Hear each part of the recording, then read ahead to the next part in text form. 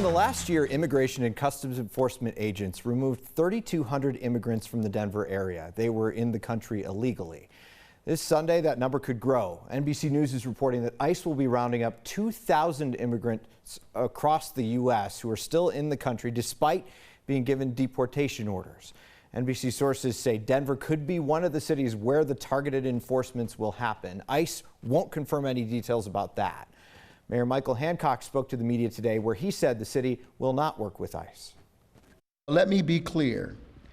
We do not assist with immigration enforcement in Denver.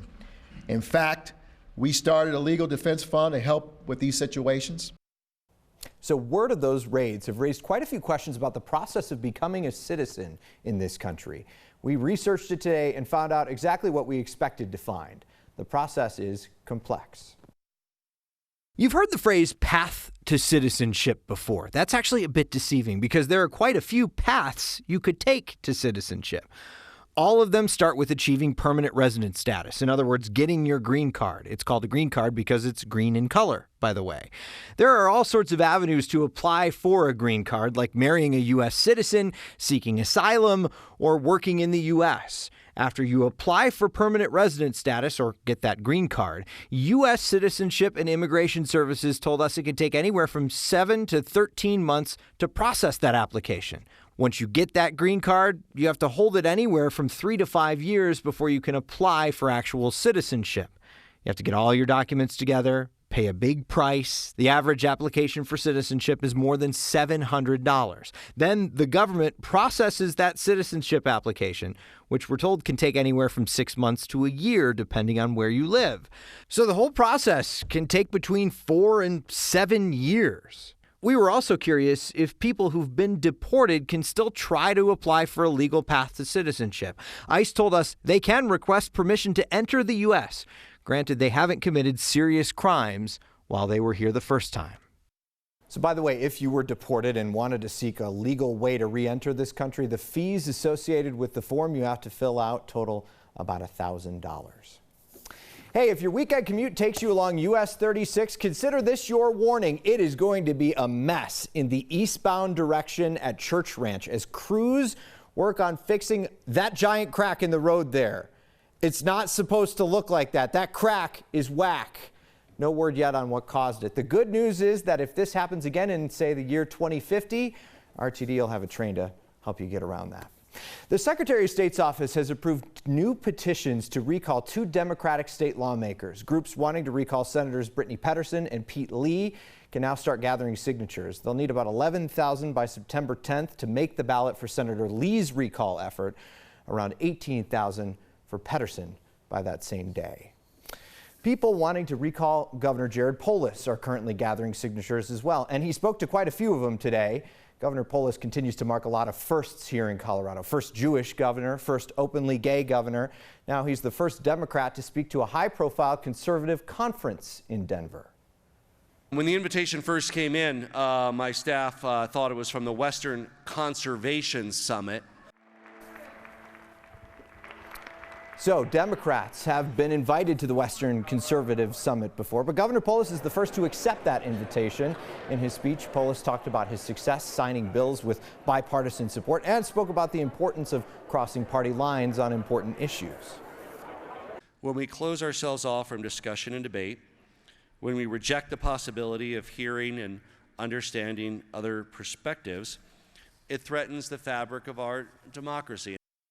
Republican Senator Cory Gardner will be speaking at the summit tonight. The Western Conservative Summit gives us a chance to examine the state of conservative politics in this state.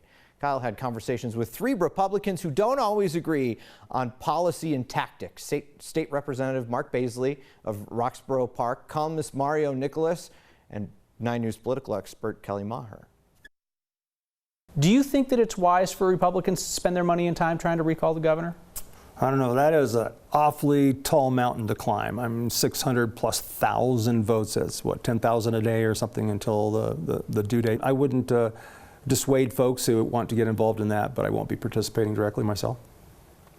From my perspective, I think that you look at this, and I'd written a column several months ago that talked about how recalls were the new norm. But a recent column, I pointed out that these recalls have been, in my opinion, devastatingly bad for Republicans. What you're seeing is you're seeing Democrats who are getting fundraising advantages. They are showing their organizational prowess, their ability to message. And meanwhile, you have recalls like the recall against Governor Polis, where you've got three different groups on the Republican side or on the conservative side arguing with each other, spending more time doing that. You know, like Mark said, likely they're not going to get it done. As for the recall of Governor Polis, do you think it's wise for Republicans to spend time and money on that?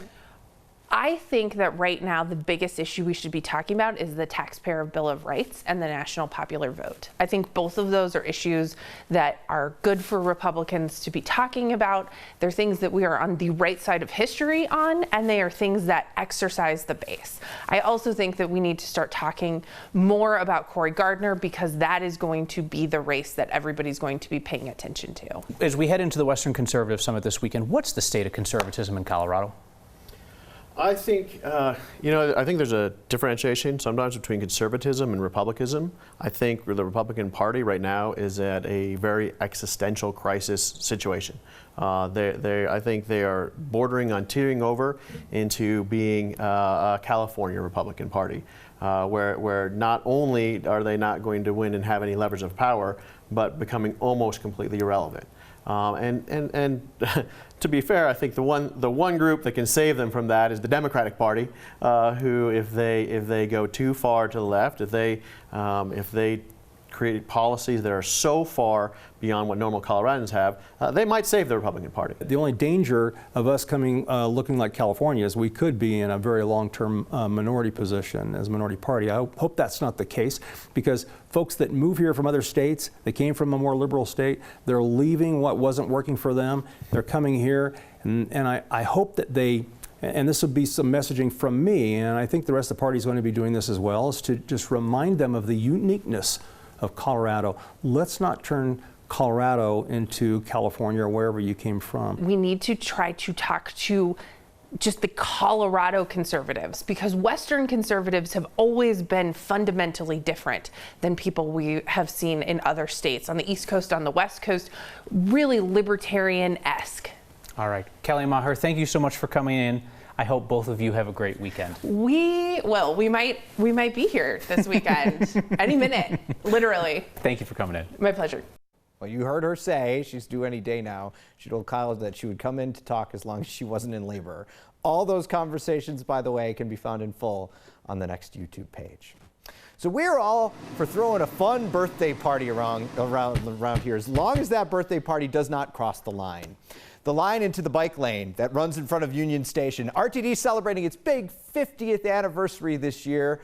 So they've been doing a few different things to mark that milestone, like setting up a party in a bus near the bike lane with a table in front of the bike lane. Some bicyclists didn't care for that too much.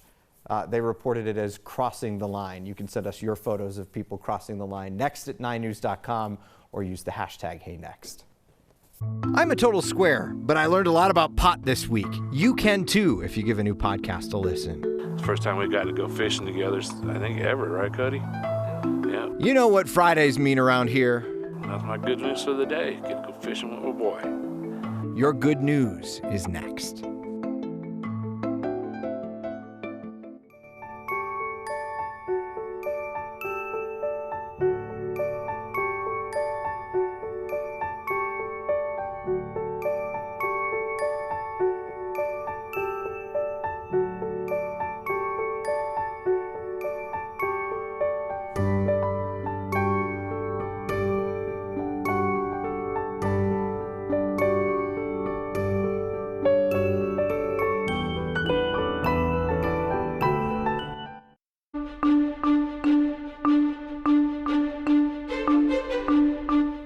Welcome back on a beautiful summer Friday in July in Colorado. Warm with a few afternoon thunderstorms that we're tracking into the evening. Shouldn't affect the game. Fingers crossed. First pitch 6:40. And there's a little thunder and lightning out there. Everybody heading for the hills trying to beat the heat. We'll continue to see highs above average in the mid-90s both Saturday and for Sunday. And with this warm high pressure ridge keeping the storm track to the north, only a little bit of moisture will be allowed in. But enough that with heating of the day, look at the light show from DIA out to, well, Fort Morgan and Sterling and all the way out into the North Platte area. We'll see some scattered thunderstorms tonight with wind and lightning, not a lot of rain. All of these storms really kind of enhanced during the evening hours in northeastern Colorado. We're tracking Tropical Storm Barry set to make landfall tomorrow morning around sunrise outside of New Orleans. Around here, a little wind and lightning, stronger storms from Sterling out to North Platte, and then skies clear with a mostly sunny day. Another warm day on the way as we kick off the weekend. Mid-60s tonight, a little rain and thunder possible, a few more thunderstorms possible as we move through Saturday and Sunday afternoon. Temperatures climbing back into the 90s and staying there. But Steve, it's still a great night to get out with the dogs and the kids and enjoy this beautiful Colorado Friday. Heck yeah, you'll probably get a good sunset too, Kathy. I think so. Thank you. May I make a recommendation? This is where we point you towards something that is not ours, but is worth your time. So I got a chance to check out the first episode of On Something, a new podcast from Colorado Public Radio on life after legalization of marijuana. The first episode is entertaining and comprehensive. It's a look at the prohibition of cannabis and then the efforts to legalize it. Anne Maria Watt and her team have something special going on there. We have a link to the podcast on the next Facebook page. If there's a podcast you want to recommend, by the way, reach out to us with the hashtag HeyNext. Well, President Trump will finally join his predecessors on the wall of the state capitol. Next month, a portrait of the 45th President of the United States will be hung in the third floor rotunda alongside our nation's other past leaders. There will be an unveiling ceremony on August 1st. That's exactly 1 year after supporters raised the $10,000 needed for that portrait. Former Colorado Senate President Kevin Grantham started a GoFundMe to collect that money. That happened after a prankster put a portrait of Russian President Vladimir Putin where President Trump's portrait should have been at the Capitol. The GoFundMe raised more than $10,800. The additional money was donated to the Rocky Mountain Honor Flight. 5 of Colorado's 7 House representatives have voted to extend the compensation fund for the victims of the 9/11 attacks.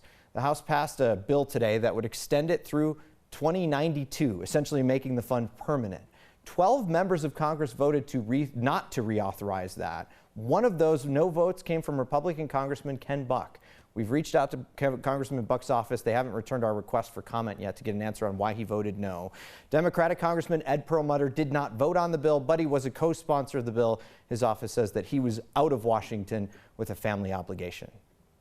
He quit his day job and chased a dream. I mean, I decided it was either now or never, you know. But his dream job always brings him back to Colorado. I will always call it home. My good news is I get to serve my country, and that's an awesome thing. Today, we're going to end our day the same way these folks started it, with good news.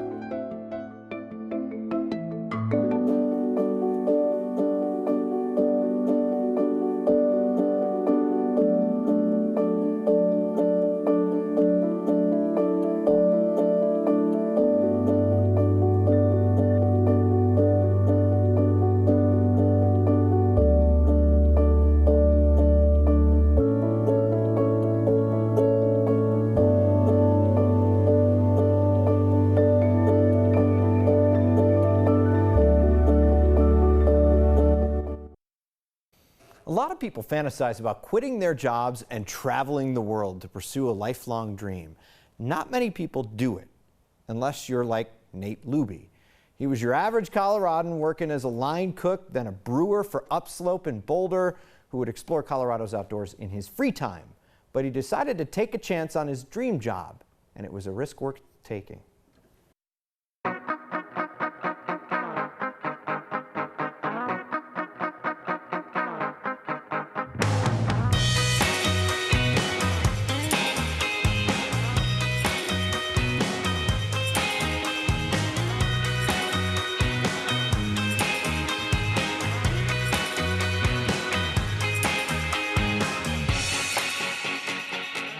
I've always had this weird knack for, I guess, taking my passions and turning them into a career. I grew up going on hikes, and I'd always take these silly little photos on my phone. And as the phone cameras got better, I realized my photos got better, and I got addicted to that, and I just one day sucked it up. I saved up some money and I bought myself a nice camera, and it was just like immediately addicting. I couldn't stop going out and taking photos every day after work.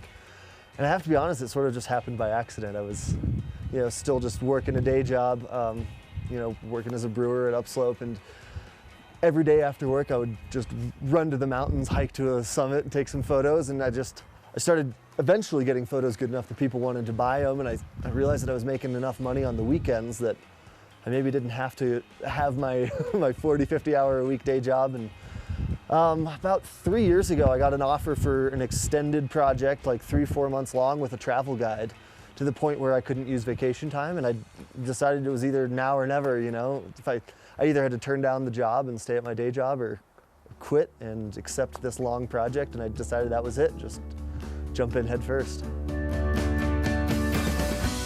There's months where I do great, and then there's an entire month where I don't earn anything, and it's kind of fun. I guess it's scary.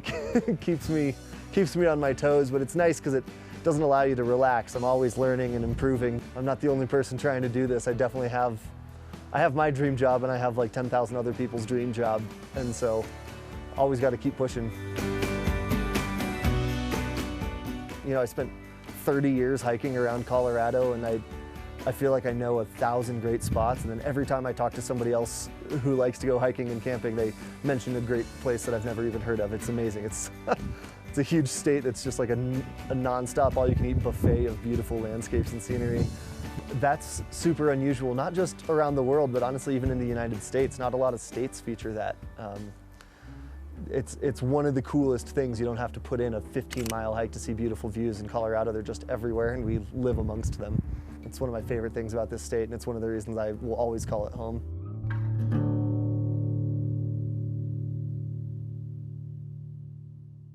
That was through the lens of 9 News video producer Tyler Lahanis. If you want to see more of Nate's work, head on over to the next YouTube channel or 9news.com, where we have behind-the-scenes content and more of his photography from around the world. It's pretty cool. So we like to end our Fridays here on a high note with your good news. That's next. We rose before the sun to hear your good news, and photojournalist Tom Cole found it at the Arvada Reservoir. It's beautiful. It's a good way to start a day. Just see the sun coming out and see the dawn from here next to the dam is beautiful. My good news is we are alive, we are healthy. This is another day, it's a gift, and just be happy. We're feeling a little squishy this morning. You were up a little late, you're drinking a little too much beer, and you wake up in the morning feeling kind of squishy. Yeah, we're feeling a little squishy this morning. Squishy. My good news for today is I got to see my son for the first time in about 2 years or so. That's my good news for the day. Get to go fishing with my boy. My good news is today is vacation. Sunday we'll be headed to New York. Check out a Yankee game. My good news is, like where I work, it's a nice day, good to be outdoors.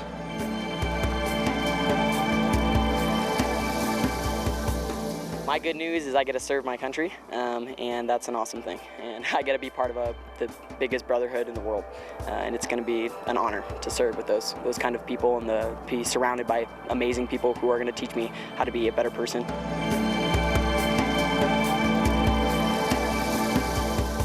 My good news is I got my second baby due in October.